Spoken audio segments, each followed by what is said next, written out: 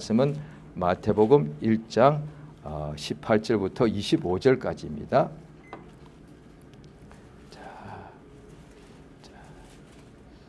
마태복음 1장 18절로 25절까지 이렇게 교독하십니다. 제가 한 절 읽고 번갈아 읽겠습니다. 예수 그리스도의 나심은 이러하니라. 그 모친 마리아가 요셉과 정혼하고 동거하기 전에 성령으로 잉태된 것이 나타났더니 그 남편 요셉은 의로운 사람이라 저를 드러내지 아니하고 가만히 끊고자 이 일을 생각할 때에 주의 사자가 현몽하여 가로되 다윗의 자손 요셉아 내 아내 마리아 데려오기를 무수워 말라. 저에게 잉태된 자는 성령으로 된 것이라. 아들을 낳으리니 이름을 예수라 하라. 이는 그가 자기 백성을 저희 죄에서 구원할 자이심이라 하니라. 이 모든 일에 된 것은 주께서 선지자로 하신 말씀을 이루려 하심이니 가라사대 보라 처녀가 잉태하여 아들을 낳을 것이요 그 이름은 임마누엘이라 하리라 하셨으니 이를 번역한즉 하나님이 우리와 함께 계시다 함이라. 요셉이 잠을 깨어 일어나서 주의 사자의 분부대로 행하여 그 아내를 데려왔으나 아들을 낳기까지 동침치 아니하더니 낳음의 이름을 예수라 하니라. 아멘. 하나님은 살아계십니다. 그런데 많은 사람들이 하나님은 영이시라 눈에 볼 수 없고 또 주변에 믿는 사람의 전도가 없고 또 전도를 받았어도 자기의 여러 가지 육체가 느끼는 판단과 감정이 있기 때문에 하나님을 살아계심을 믿지 않는 경우가 많이 있습니다. 그런데 예수님이 오셔서 하신 그 말씀을 들으면 하나님에 대하여 인정하지는 않아도 세상에 살면서 하는 모든 일이 예수가 하신 복음서에 보면은 거의 인간에게 다 나타나는 일이 있습니다. 예수님 공생애 때 소경이 예수 앞에 눈 뜨고자 나왔거든요. 그러니까 지금도 소경은 있지 않습니까? 또 예수 앞에 중풍병자들이 많았는데 예수 앞에 나왔거든요. 그래서 고침받았단 말이죠. 지금도 중풍병자는 많습니다. 단 예수 앞에 안 나갈 뿐이죠. 지금도 중풍병자, 소경, 문둥병자, 여러 가지 병에 걸린 사람, 또 날 때부터 걷지 못하는 사람, 또 뭐 귀머거리, 다음에 벙어리 지금도 많이 있습니다. 그런데 그건 모든 인간들이 다 공통적으로 느끼고 있는 건데 단 예수 앞에만 안 나갈 뿐이다. 믿지 않는 경우에는. 또 지금도 저는 20살까지 믿지 않았는데요. 그때 제가 중학교 때 저희 집이 여러 집을 이렇게 이사를 다녔습니다. 중학교 때 살던 집에 바로 진짜 담 바로 뒤쪽에 오래된 장로교가 있었습니다. 그런데 저는 그때 믿지 않았고 그런데 집이 여러 가지 형편이 어려우니까 중학생밖에 안 된 애들도 고민을 하게 되더라고요. 그러니까 꼭 나이가 많아서 고민하고 어린애들이 무슨 고민이 있냐 할 것이 아니라 자기가 사는 환경이 힘드니까 고민을 하게 되더만요. 그러니까 어린애도 자기 집안에 지금도 그럴 수 있죠. 부모님이 여러 가지 어려움이 있다거나 같이 못 산다거나 안 계신다거나 이러면 애들도 고민을 많이 하게 되죠. 그 다음에 몸이 아프다거나 또 가난해서 제대로 먹지 못한다거나 배가 고프다거나 그러면 애들도 고민합니다. 예, 그때에 제가 예수 믿지 않아서 교회는 굉장히 싫어했는데 저희 아버지가 무교라서 또 아버지가 특히 기독교를 그렇게 비판을 많이 하셨습니다. 저희 아버지가 무교인데도 지금도 그때의 것이 기억이 자주 나는데요. 불교는 별로 불교도 비판합니다만은 거의 하지 않고 유교도 거의 비판하지 않더라고요. 그런데 유독 기독교는 그렇게 비판을 합니다. 아버지 본인은 나는 무교다 그러시면서 그러면서 기독교는 다 없는데 신이 없는데 있다고 말해서 사람들을 속여가지고 헌금을 강요해가지고 목사들이 그 돈을 뺏어가는 사람들이다 이렇게 말. 그러면 저 기억에 그럼 절에 있는 스님도 똑같지 않냐? 예, 그들도 사후 촉발 가면은 등 하나에 그때는 엄청나게 비싼 지금도 그 대웅전 가까이 등이 대웅전 안에 등이 제가 알기로 제일 크고 제일 비쌉니다. 아마 지금은 1000만 단위 넘어갈 거라고요. 저 어릴 때는 그게 100만 엄청나게 그때 40년 전에 50년 전에 100만이면 엄청나게 큰 돈입니다. 그런데 그 가격이 쌀수록 제일 바깥에 절 바깥으로 계속 나와가지고 절 입구에 저 길밖에 있다고요. 그러니까 한 번은 저 어머니 따라갔더니 여기가 우리 덩이라고 그 이름을 쓰는 게 보여주더라고요. 길에서 제일 한참 거기서부터 대웅전까지는 한참 들어가야 돼. 그러니까 그래도 달리 있더라고요. 그게 그때 기억나게 얼마짜리냐 뭐 여쭤봤더니 그때 돈으로 제가 기억이 몇만 원짜리다. 50년 전에 몇만 원이에요. 그 큰 돈이거든. 그때 제 기억으로 저희 누님이 그때 취직했는데 월급이 3만 원 하더라고요. 50년쯤 전입니다. 그러면 그때 등 하나가 물론 1년에 한 번이니까 크게 했겠죠. 제 기억으로 3만 원이니까 5만 원 하더라고요. 이렇게 한 달치 월급을 등으로 단단 말이에요. 그렇게 그럴 때거든요. 그런데 우리 아버지가 그런 거 별로 비판 안 하셔. 그런데 기독교는 그렇게 비판하는데 저도 그것을 배워가지고 교회를 굉장히 싫어했는데 그런데 그 교회가 바로 집 옆이니까 그 앞을 제가 지나갈 수밖에 없었는데 그 장로교회의 입구에 보니까 이 아치로 간판이 이렇게 딱 되어 있는데 항상 글자가 써져 있거든요. 수고하고 무거운 짐진 자들아 다 내게로 오라. 그러니까 중학교밖에 안 돼도 다 내게로 할 때 내는 예수인 줄 알겠더라고요. 그런데 중학생인데도 앞에 지나갈 때마다 제가 일부러 어떤 데는 안 쳐다봤거든요. 교회를 싫어하니까. 어쩌다 한번 쳐다보면은 수고하고 무거운 짐진 자들아 딱 내 이야기더란 말이에요.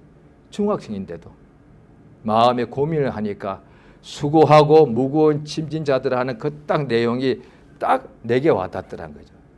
그러니까 그때 고민이 많을 때에 공부하다가 어떻게 책을 읽게 되었는데 그 책에서 인생 허무에 대한 책이 내용이 쭉 나오더라고요. 그냥 그걸 제가 받아들여 버렸어요. 왜? 고민하는 중이었으니까. 왜 이렇게 우리 집은 살기 힘들까? 가정에 불화도 많고 돈도 없어가지고 제대로 하루에 세 끼도 못 먹고 이러니까 한창 클 남자이니까 얼마나 하루에 세 끼 아니라 네 끼도 먹을 때 아닙니까? 그런데 그게 안 채워지니까 여러 가지 항상 고민하게 되죠. 그럴 때에 인생 허무에 대한 생각이 확 들어오더라고요. 그것 때문에 그 후로 한 5년 동안에 너무 심했습니다. 한 3년 지나니 이때쯤 되니까 너무 심해서 매일 밤마다 자살을 생각했습니다. 하나님만 아시. 그러니까 그때는 제가 몇 가지 방법 쓰다가 마지막에는 그냥 수면제를 약을 먹는 것이 제일 좋겠다 해서 수면제 약을 한꺼번에 그렇게 수십 개를 안 팔아준다고 하더라고요. 제가 다니던 학교에 이야기가 들렸는데 선배가 가끔씩 그때는 공부에 너무 이게 중압감이 심해서 우리 선배 2년 선배 중 하나가 약을 먹고 죽었다는 거예요. 그 이야기 들으면서 호기심에서 물어봤어요. 야, 그 매달쯤 먹으면 죽어? 그러니까 친구들이 모르지. 그 한 30개는 먹어야 되지 않을까? 그렇구나. 그래서 제가 33알인가 34개를 제가 사 모았습니다. 가니까 애들이 그런 일 발생하니까 약을 한꺼번에 안 팝디다. 그래서 2알, 3알만 다 팝디다. 약국 13군데인가 제가 다니면서 2개, 3개씩 다 사 모아가지고 34개 정도 사 모았습니다. 그 다음에 매일 밤에 어머니하고 가족은 옆방에 주무시고 저는 또 이 방에 따로 잤는데요. 새벽 1시, 2시까지 잠이 안 오다가 그 다음에 컵에다가 물 한 컵을 딱 떠와가지고 매일 밤 그랬습니다. 책상 위에다가 약봉지를 딱 열어놓으면은 수면제 30 몇 개가 딱 있지 않습니까? 매일 밤 새벽 2시, 3시 사이에 오늘 끝내자. 왜? 괴로우니까. 그러니까 수고하고 무거운 짐진 자들 지금 다 느끼고 있지 않냐고요. 그런데 예수께 나가는 방법만 모르는 거죠. 수고하고 무거운 짐진 자들 다 느끼고 그 어떤 사람들 그 어떻게 해결하느냐. 술로 달래거나 또 아니면 뭐 그냥 혼자서 그냥 여러 가지 방법이 있을 거예요. 그런데 그 해결은 안 되는 거거든요. 이게 뭐 팔자라는 둥, 운명이라는 둥 그렇게 살아가는 거죠. 또 그냥 잠시 또 어떻게 자기가 좋아하는 거 막 즐기는 거죠. 잠깐 그거 잊어버리려고. 그런데도 또 술 깨고 나면 또 어떤 것을 여행 갔다 오면 또 현실이 있지 않습니까? 그 현실은 여전히 수고하고 무거운 짐을 지는 현실이거든요. 사실 목사님들도 목회 일을 하시는데 그런데 혼자서 기도원 같은 데 가서 은혜 많이 받고 오실 때가 있습니다. 목사님도 은혜를 받아야 되니까요. 그런데 이제 은혜 받고 딱 오면 현실이 뭐냐? 교회에서 교인들 상대로 목회를 해야 된단 말이에요. 교인들이 다 문제 가지고 와서 목사님한테다가 다 상담할 때가 많거든요. 그런데 목사 자신도 그냥 부족한 사람인데 자기도 연약한 사람인데 자기가 하나님이 아닌데 어떻게 다른 사람의 그 모든 문제를 자기가 이렇게 짐을 지냐고요. 그런데 그 일을 하다 보면 자기도 너무 목회자도 지치는 거거든요. 그러니까 어떤 데 보면 그냥 기도원에 가면 은혜 받으면 너무 좋으니까 그냥 집이고 교회고 가기 싫은 거예요. 가면 또 매일같이 힘들고 괴로운 인생이 자기 앞에 있으니까 이건 죽을 때까지 계속되는 거 아니에요. 또한 오늘 성경에 나오지만 성경에서 읽지 않으면 사람들이 먹고 살고 사는 이 무거운 짐은 다 모두가 일생 동안 있는 사람도 없는 사람도 조금 차이가 있을 뿐이지 전부 다가 인생 자체가 괴로움이잖아요. 제가 예수 만나기 직전에 인생 허무에 빠져서 그러다가 잠깐 제가 스님이 되려고 하다가 불경도 좀 읽고 했거든요. 거기에 제가 한자 말인데 들었던 중에 확 와닿는 말이 많았는데 그래서 제가 지금도 기억합니다. 한자 말이니까 인생은 고해다. 괴로울 고자 바다 해자입니다. 인생 자체가 괴로움의 바다라고 불경에 나왔단 말이에요. 고해. 그래서 인생이 뭐냐? 맨날 번난다. 번뇌. 머리가 그냥 번뇌. 고민한다. 이게 인생이란 거예요. 마치 그러니까 인생의 어떤 상황에 대해서 불경에 가장 자세히 나와 있기 때문에 어떤 면에서는 불교의 사람들이 가기가 쉽습니다. 믿지 않는 사람들이. 왜냐하니 불교를 창시한 그 석가모니 자체가 비록 왕자였지만 인생의 고민을 많이 하고 고민하다가 자기가 모든 왕자의 지위를 다 버리고 혼자서 50일 동안 다시가면서 왜 사느냐 이거야. 그러다가 자기가 나름대로 이게 터득한 거거든요. 인생은 괴로움밖에 없다 이 말이야. 물질이 있어도 괴로움. 그건 주머니에 돈이 많을 뿐이지 마음에 있는 머릿속에 들어있는 이 고민은 돈으로 해결이 안 되지 않습니까? 명예 얻으면 잠시는 내가 남들 위해서 굴림해서 좋지만 내 속에 있는 명예는 내 몸이 지고 가서 사람들 앞에서 막 영광을 받는 거지만 그 명예를 받은 사람의 머릿속에 있는 고민은 해결이 안 된다고요. 심지어 목사님이 할지라도 성도들 앞에 나갈 때는 목사님 하니까 참 너무도 영광스럽고 또 일하는 것을 참 합니다만 그 목사님도 자기 마음과 머릿속에 있는 고민은 해결 안 됩니다. 그거. 만약에 목사님들이 고민이 없다면 전부 다 목회하려고 할 거예요. 예. 목사만큼은 고민이 없다면 아무리 어려움이 많아도 목사만 되는 순간부터 고민이 싹 사라진다면 앞다퉈 목사하려고 그럴 것이고 저도 가능하면 모든 사람 목사하려고 할 겁니다. 아니죠. 마음에 있는 고민과 걱정은 없어지지 않습니다. 그런데 이걸 해결을 하고 싶죠. 해결할 방법이 모르니까 나름대로 자기의 여러 가지 책을 보기도 한단 말이죠. 명상도 하고. 그런데 해결이 안 됩니다. 그런데 성경 보니까 이 문제에 대해서 원인이 무엇이고 어떻게 해결해? 원인을 아니까 해결책도 성경에 나오더라고요. 이건 성경에 나와 있다는 거예요. 그러니까 성경에 읽지 않거든요.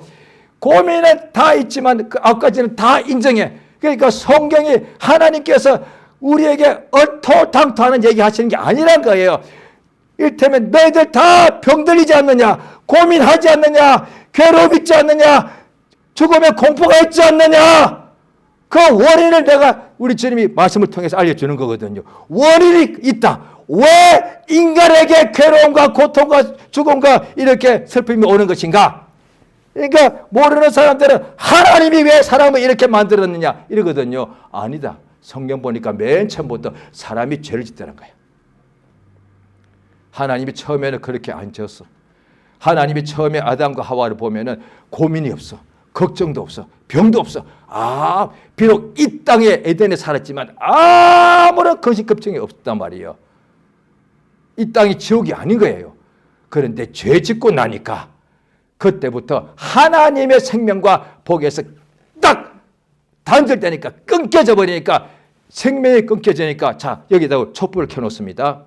그런데 촛불을 켜놓았다가 불이 어떻게 타는지 다 아시죠? 산소를 태우는 거거든요. 그래서 불을 끄려면 덮어버리면 산소가 막히면 불이 탁 꺼져버립니다. 그러니까 촛불이건 횃불이건 간에 연탄불이건 간에 산소가 있어야 이게 불이 타는 거 아닙니까? 그러니까 산소만 막으면 돼. 그걸 꺼져버리거든요. 그러니까 산소가 차단되니까 불이 꺼지더란 거야. 하나님의 생명에서 죄를 치니까 딱 닫혀버리니까 생명이 없어지니까 뭐가 있어? 사망, 괴로움, 하나님의 평강이 딱 막혀버리니까 온갖 근심, 걱정이 사람 속에 꽉 차더란 거야. 그 원인이 뭐냐니 죄요.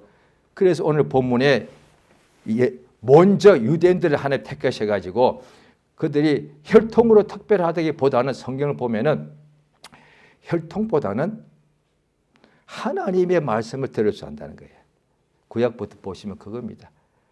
그러니까 아담과 하와의 후손들이 다 똑같은 후손이니까. 그런데 아브라함이 아들 이삭을 낳고 그런데 아들이 이스마엘이 있었죠. 그런데 이삭에게 하나님의 복이 이루어지고 또 이삭이 쌍둥이 아들을 낳았지 않습니까? 에서와 야곱이죠. 한날 한시에 태어났어. 그런데 에서는 하나님 말씀을 잘 안 들어. 야곱은 하나님 말씀을 들을 기가 있더라고요. 그 차이뿐이에요. 그래서 야곱의 이름을 하나님이 계명해 줬지 않습니까? 야곱 이름이 뭐죠? 이스라엘이요. 이스라엘. 야곱은 하나님의 말씀을 듣더란 거예요. 그 차이입니다. 그러니까 이스라엘이 우리 한국인과 특별히 다르다기보다는 혈통보다는 하나님의 말씀을 들을 줄 알기 때문에 왜냐하니 우리의 모든 삶의 저주에 오는 문제의 원인은 죄다라고 했을 때 보통은 뭔 죄요? 이런다니까요. 글쎄. 그런데 그래요? 이 차이라니까요. 그 다음에 이 원인이 죄면 그럼 죄를 없애는 것부터가 가장 문제 해결책의 가장 근본이잖아요. 죄의 그러니까 병의 문제를 해결하기 전에 원인이 죄니까 죄의 문제부터 해결해야 되는 거야. 가난과 질병과 고통과 수고와 무거운 짐을 지는 것이 원인이 죄니까 그러면 가난의 문제를 해결하면 죄의 문제를 해결하면 되는 거예요. 자, 가난은 어떻게 해결하죠? 돈 벌면 되고. 병은 어떻게 해결하면 되죠? 약 먹으면 되는 거 아니에요. 그런데 추위는 어떻게 해요? 옷 입으면 되는 거예요. 죄는 어떻게 해결합니까? 자, 옆 사람한테 이거 마음속으로 답해 보십시오. 아니면 서로에게 이야기해 보시기 바랍니다. 죄의 문제 어떻게 해결할 거예요? 다른 방법은 다 우리가 알고 있는데 살면서 죄는 어떻게 해결하는 거예요? 해결책 있겠죠? 자, 죄는 어떻게 해결합니까? 죄를 없애면 되죠. 그런데 죄가 없어지나요? 죄 없어! 그런데 없어집니까? 지금도 보면 재판에 재판받을 사람이 많지 않습니까? 그런데 이 사람이 재판장에 가가지고 자기가 형벌 받기 싫으니까 죄 없어요! 죄 없다니까요! 안 졌다니까 해서 죄가 없어집니까? 무슨 소리예요? 결국은 자기 지은 죄가 다 드러나게 되면 그것에 상응하는 이렇게 벌을 받지 않습니까? 그런데 하나님 앞에서 죄 없다고 아무리 소리쳐봐야 죄가 없어집니까? 없어지지 않습니다. 죄는 어떻게 없어집니까? 죄는 벌 받든지 죄에 대한 벌을 받든지 보응이죠. 그런데 죄에 대해서 없애는 방법은 딱 하나가 있죠. 용서하면 되잖아요. 죄 사함 받은 거. 오늘 본문을 보십니다. 오늘 본문이 마태복음 1장이죠. 마태복음 1장 중에서 오늘 21절입니다. 21절을 읽겠습니다. 우리 다 같이 한번 읽겠습니다. 마태복음 1장 21절입니다. 시작. 아들을 낳으리니 이름을 예수라라. 이는 그가 자기 백성을 저희 죄에서 구원할 자이심이라 하니라. 예, 아들을 낳으리니 이름을 예수라 하라. 이는 그가 자기 백성을 저희 죄에서 구원할 자이심이라. 예수가 이 땅에 아들로 태어났는데 이름은 예수라 하고, 그 예수는 자기 백성을 그들의 죄에서 구원할 자이다. 그러니까 예수란 이름이 이거 영어로는 지저스죠. 이게 이제 헬라어입니다. 그런데 히브리 말로는 이게 예수와, 그러니까 영어로 하면 그 발음이 조슈아입니다. 그런데 그게 이제 그것이 철자가 히브리 말로 하면 예수아입니다. 그것이 이제 이렇게 헬라 말로 바뀌면서 예수가 됩니다. 뜻은 하나입니다. 주가 구원하신답니다. 예수란 이름 뜻이 뭐냐니, 예수를 해도 되고 조슈 해도 되고 예수 해도 괜찮습니다. 다 같은 뜻. 하나님이 아시니까. 그러니까 또 원하면 나는 똑같이 발음해, 나는 예수 하고 싶다. 그렇게 상관없습니다. 예수를 해도 상관없고요. 그런데 예수와 해야만 구원받고 예수라 하면 구원 못 받고 아닙니다. 그래 미국 사람들 발음이 더 나쁘잖아요. 지졌으니까. 근데도 그러고도 예수 다 믿고 하거든요. 그러니까 하나님은 아시니까. 그런데 뜻은, 하나님은, 주는 구원하신다는 뜻이에요. 그러니까 하나님은, 예수는 자기 백성을 저희 죄에서 구원할 자이십니다. 어떻게 구원합니까? 구원은 죄에서 구원하는 거단 말이죠. 가난에서 구원하는 것도 구원이 맞고요. 병에서 구원도 다 구원이 맞는데, 근데 병과 가난의 모든 것의 가장 근본 원인이 죄니까 진짜 구원은 죄에서부터 우리를 구원하셔야 된다. 이것이 진짜 구원이단 말이죠. 가난에서 구원받아도 죄에서 구원받지 못하면은 한번 육체가 죽고 난 뒤에 그 후에 영혼이 심판받을 때 구원받지 못하고 멸망당하는 거니까, 진짜 구원은 죄에서 구원을 받아야 되지 않습니까? 영혼이요. 그러면 육체도 가난과 질병에서 다 주님이 구원해 주시니까. 그런데 죄에서 어떻게 구원받습니까? 용서를 받으면 되죠. 자, 신약성경 보시겠습니다. 히브리서 9장입니다. 신약성경 히브리서 9장입니다.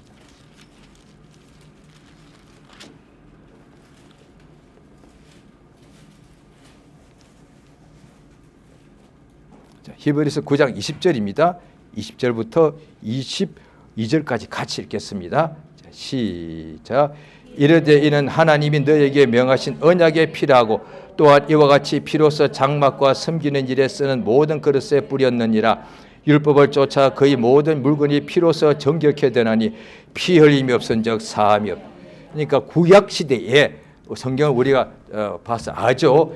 유대인들에게 예루살렘 성전에서 하나님께서 양과 염소의 또 소에 죽여서 항상 피로서 하나님께 제사하겠단 말이죠. 그 까닭이 무엇인가 하니 죄 용서하신다는 뜻이단 말이에요.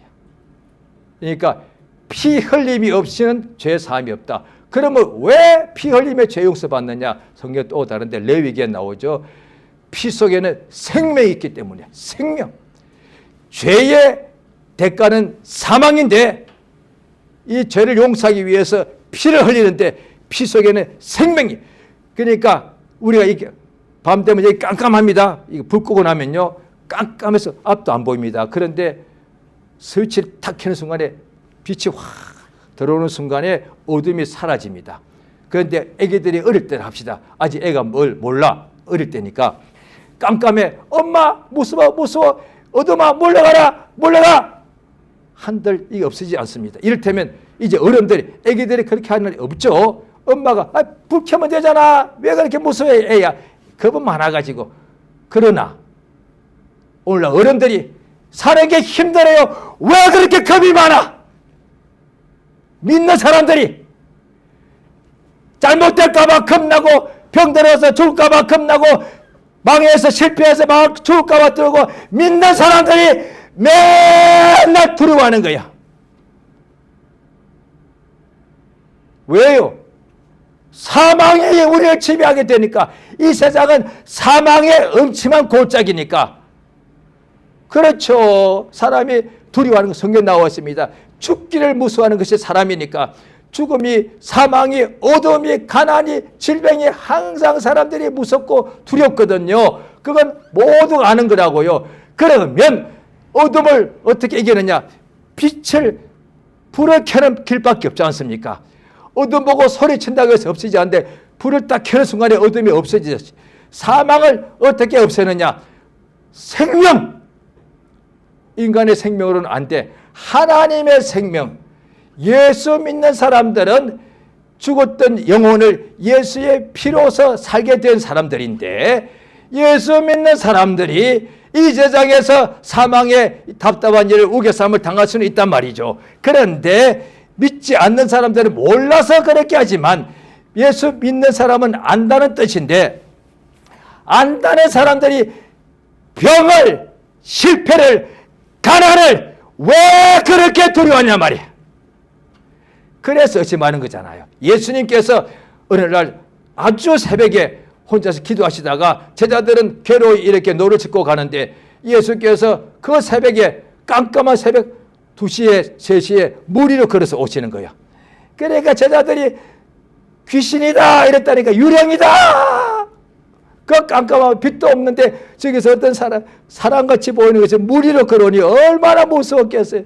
제자들이 다 무서워하니까 예수께서 내니 안심하라, 두려워 말라 하니까 그 중에 한 사람 제자 베드로가 주님이시거들랑 나로 명령하여서 물 위로 오라 하소서 하니까, 오라 하니까 베드로가 자기도 물 위로 걸어가더란 거예요.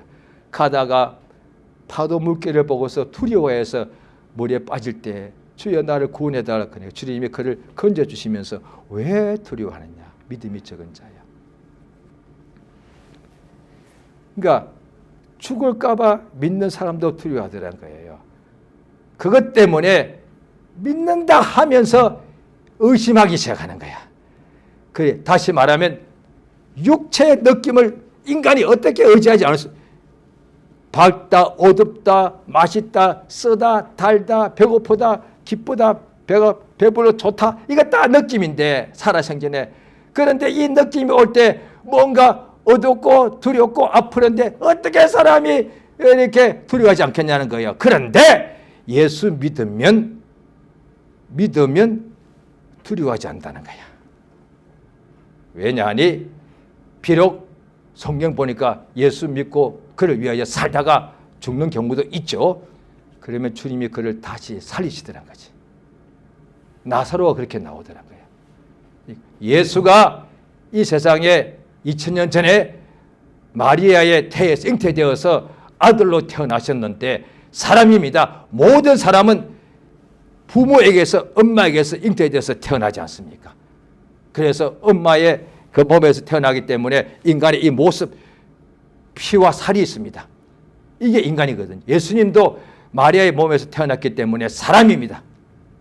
그래서 그 당시 유대인들이 예수님도 나사렛에서 한 30년 가까이 사셨는데 나사렛 사람들은 예수님하고 항상 몇십 년 같이 살았으니까 그들 생각할 때 예수님이 사람인데 어떻게 자기가 하나님 아들이 하냐 이 말이에요. 예수님이 사람이라는 것은 분명합니다. 이것을 부인하면은 저 그리스도야.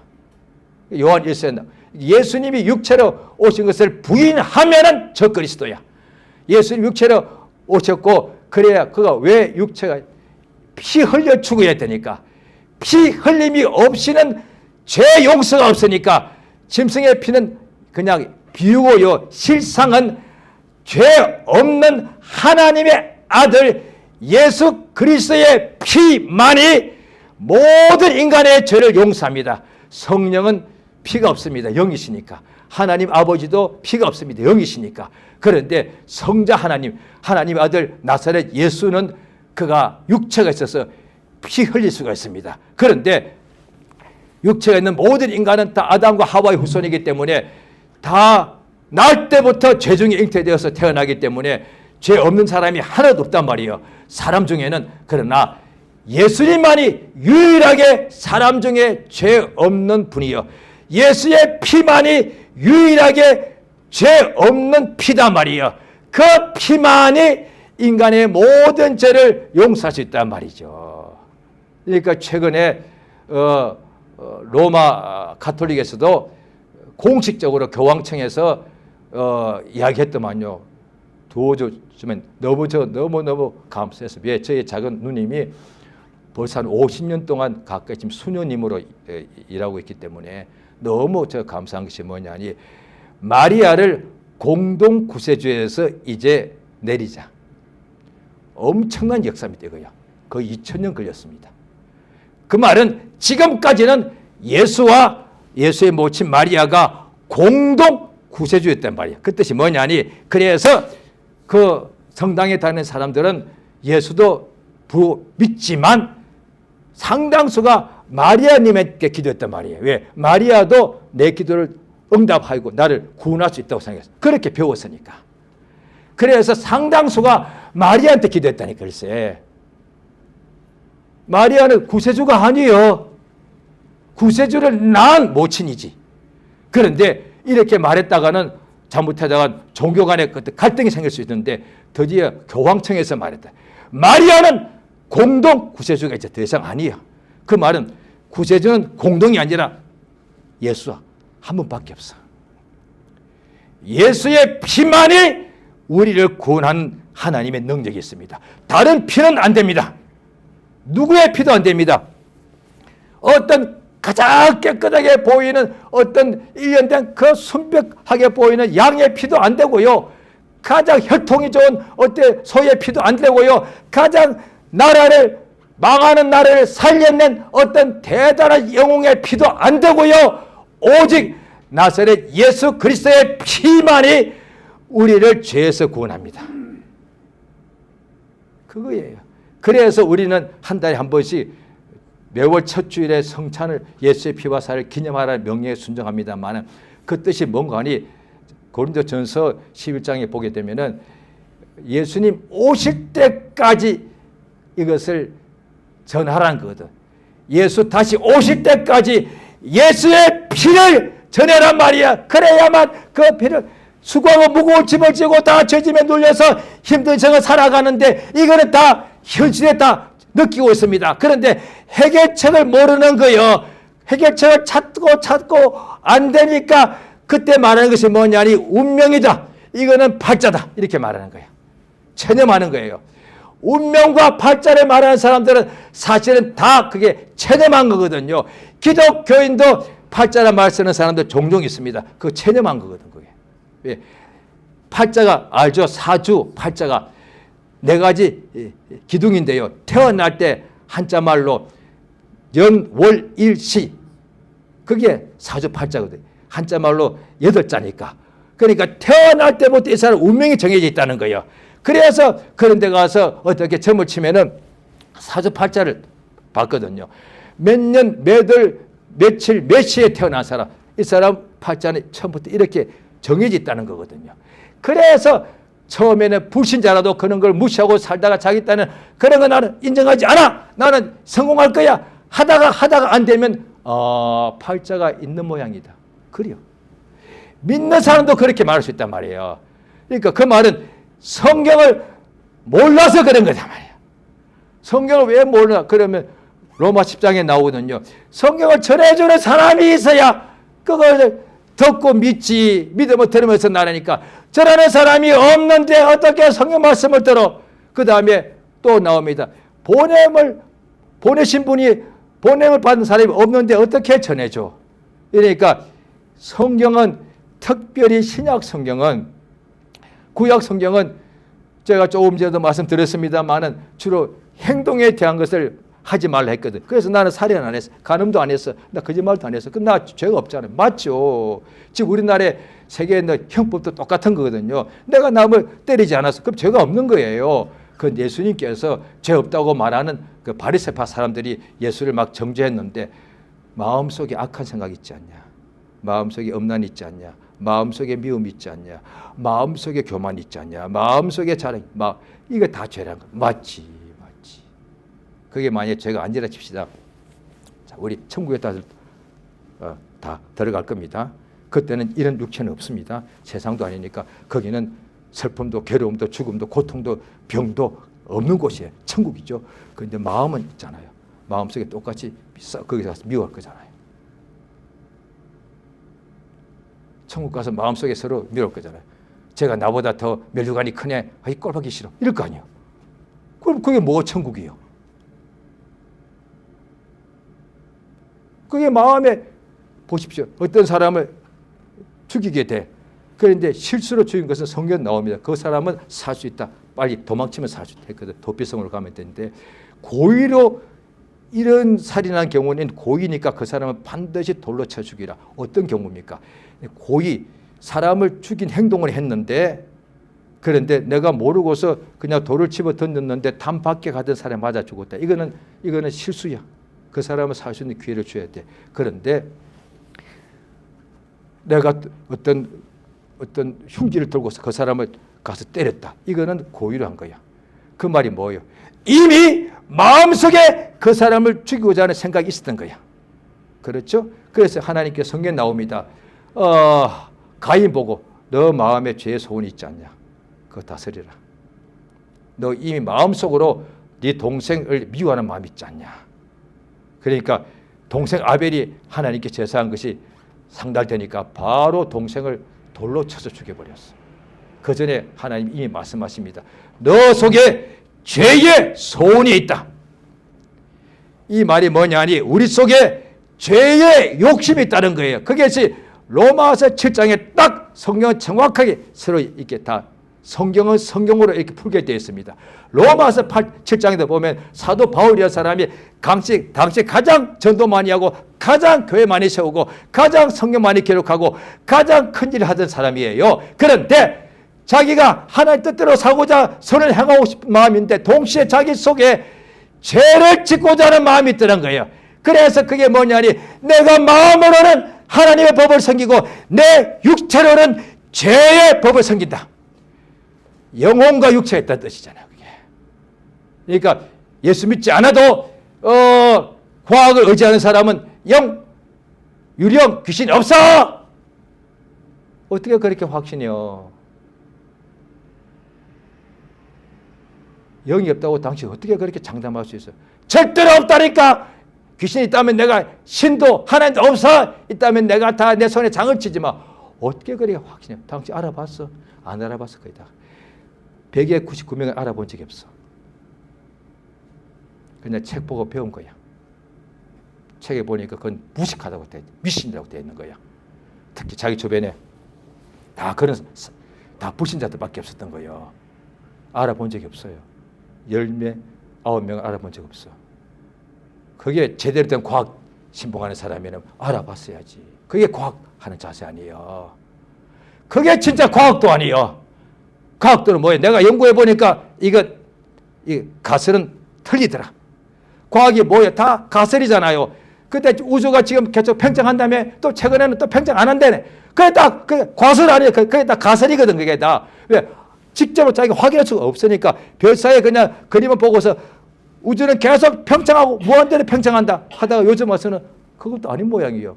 그러니까 그게 정설이 아니단 말이야. 그게 법칙이 아니단 말이야. 그러니까 과학도 가설을 시작해가지고 그게 나중에 입증이 되면 그게 이제 법칙이 되는 거 아니겠습니까? 그전에 다 자기들 생각으로 지어낸 이론 아니야.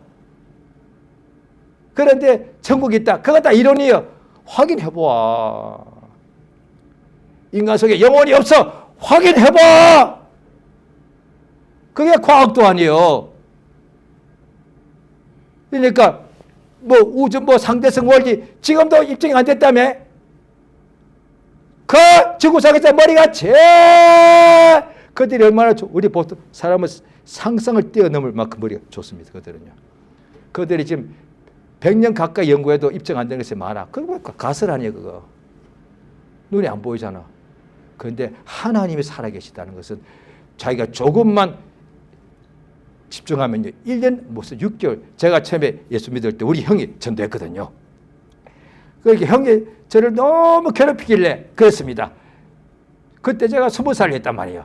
그런데 나는 무교인데 그때 저는 불교하고 제가 집에서 이렇게 참선도 하고 그럴 때인데 형이 어느 날 예수 믿고 와가지고 나한테 처음으로 전도합디다. 그런데 가만히 3시간 동안 말싸움했는데 형은 믿으라. 하나님 있다. 나는 없다. 너 미쳤다. 이랬거든요. 예수는 다 가짜다. 그런데 3시간 동안 말싸움하다가 가만히 생각하는데 우리 형이 내가 형 성격을 아니까 죽을 때까지 나를 이렇게 괴롭힐 것 같더라고요. 교회 가자. 예수 믿어야 된다. 골치 아파요. 3시간 동안 싸우다가 죽을 때까지 이럴 거 아니에요. 이제 내 20살인데 죽을 때까지 참반다면 동생아 예수 믿고 천국 가자. 아우 그만해 지겨워 죽겠는데 이럴 거 아니에요. 그때 순간에 머리를 딱 해가지고 좋다. 내가 1년만 교회 따라 나가줄게. 1년만 내가 교회 나가서 내가 형이 있다는 그 예수 나도 한번 알아볼 테니까 1년 동안 내가 교회 나갔는데 예수가 없다. 그러면 나는 죽을 때까지 형은 다시는 예수 얘기하지 마라. 우리 형도 좋다. 그래서 제가 예수 믿기 시작했다니까요. 예수 믿기로 했다니까. 교회 나오게 했으니까. 그런데 모르니까 이제 당했죠. 그러니까 좋게 저는 좋은 뜻입니다. 형이 너 이제 교회 나가려면은 영접 기도를 해야 되는데 내가 이번 교회 나간다 했으니까 그래야만 교회 나가야 되는 거래요. 알았어 하자. 영접 기도하고 따라하고 그 다음에 성령을 받아야 된대.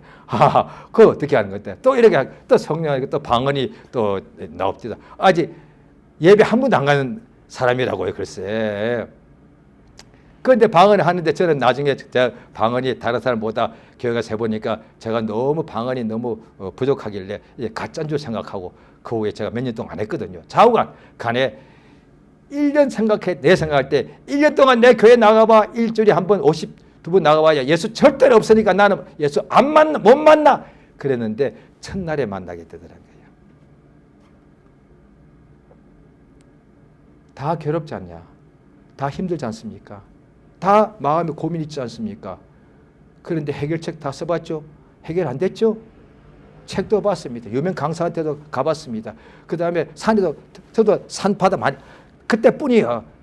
일요일 그 추운데 동해바다 가서 일이 들잖아. 저도 해봤단 게요, 글쎄. 그 다음에 정월 대보름 저도 해봤다니까, 글쎄. 우리 엄마 따라가지고 복을 그때는 하나님 모르니까 달림, 차우간 올해는 우리 집안 잘 되게 해봤다니까, 글쎄. 됩니까? 그때밖에요. 안 되잖아요.